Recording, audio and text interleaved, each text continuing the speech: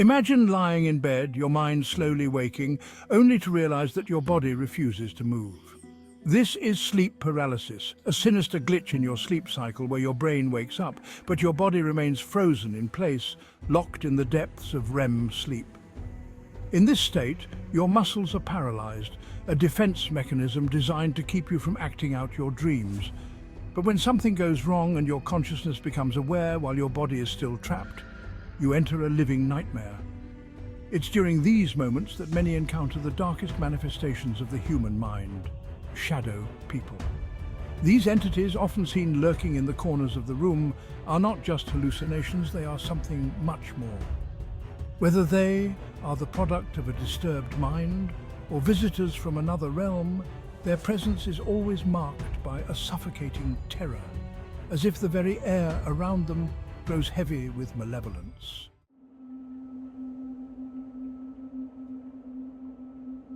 Shadow people have haunted humanity for centuries, appearing in the folklore of cultures worldwide.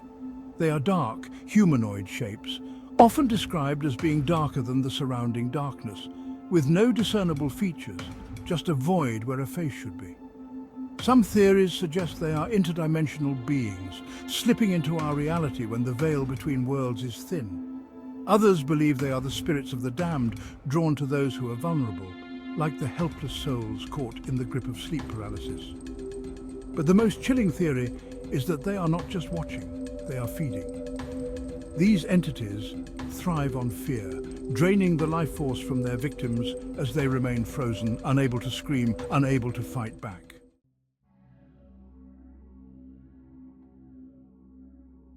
Jason was a skeptic, a man who believed that science could explain everything.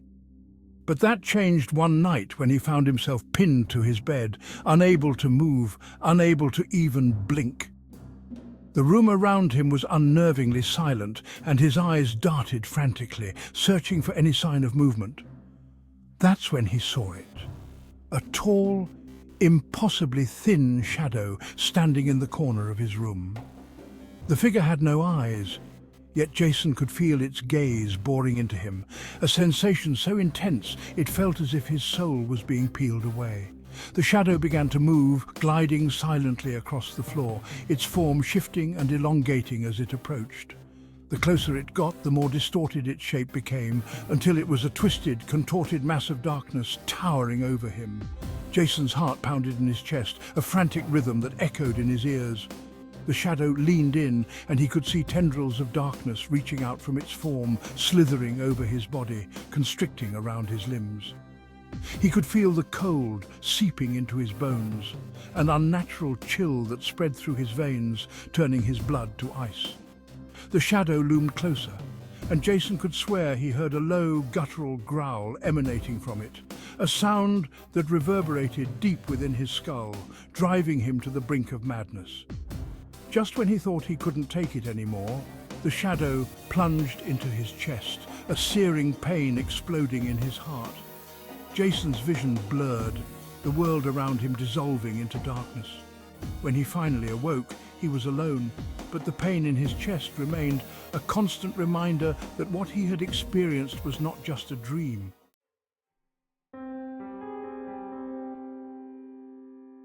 Sarah's endless nightmare.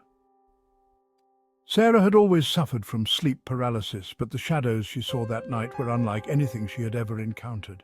It began as it always did, waking in the dead of night, her body paralyzed, her breath shallow.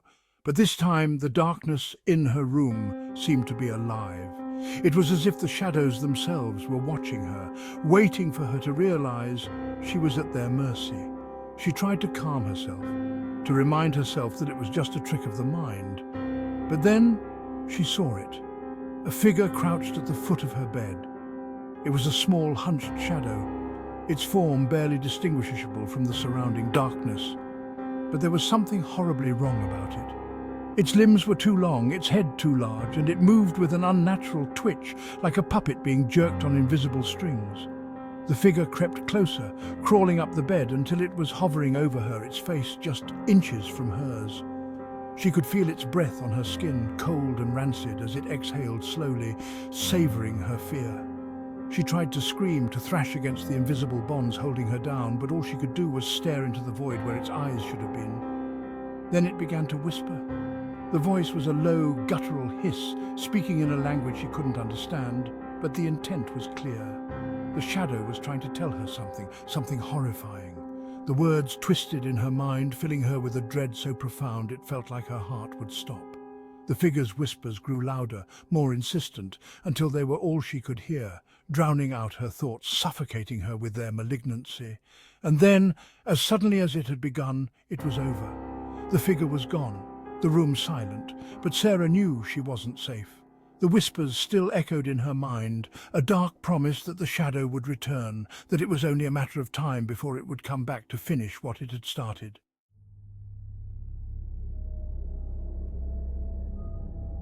Alex's encounter with the void. Alex never believed in the supernatural. That is, until the night he awoke to find himself completely immobilized, his body glued to the bed, as if held down by some unseen force. His room was dark, darker than usual, as though the shadows had conspired to snuff out every last trace of light. He could feel something in the room with him, a presence that made his skin crawl, but he couldn't turn his head to see it. Then, out of the corner of his eye, he saw them, figures, at least 3, standing at the edge of his bed. They were tall and thin, their bodies nothing but silhouettes against the blackness of the room, yet they radiated a sense of power, of dominance. Alex felt as if the air itself was being sucked out of the room, the pressure building until his ears rang. The figures began to move, circling his bed like predators closing in on their prey. One of them, the largest, leaned over him, and Alex felt a sudden, sharp pain in his chest, as though something had pierced his heart. The figure's face was inches from his, and he could see a pair of glowing red eyes burning within the shadow, a gaze that penetrated his very soul. As the figure leaned closer, Alex could feel the life draining out of him. His vision began to blur, darkness creeping in from the edges until all he could see were those red eyes burning with a malevolent hunger. The pain in his chest intensified, spreading through his body like fire until he was certain he was dying. He wanted to scream, to fight, but his body refused to obey. Finally, just as he felt himself slipping away, the figures vanished. The pain receded, leaving him gasping for breath, drenched in sweat. But the memory of those eyes stayed with him, haunting his every waking moment, a constant reminder that they were still out there, waiting for the next time he would be helpless, paralyzed, and at their mercy.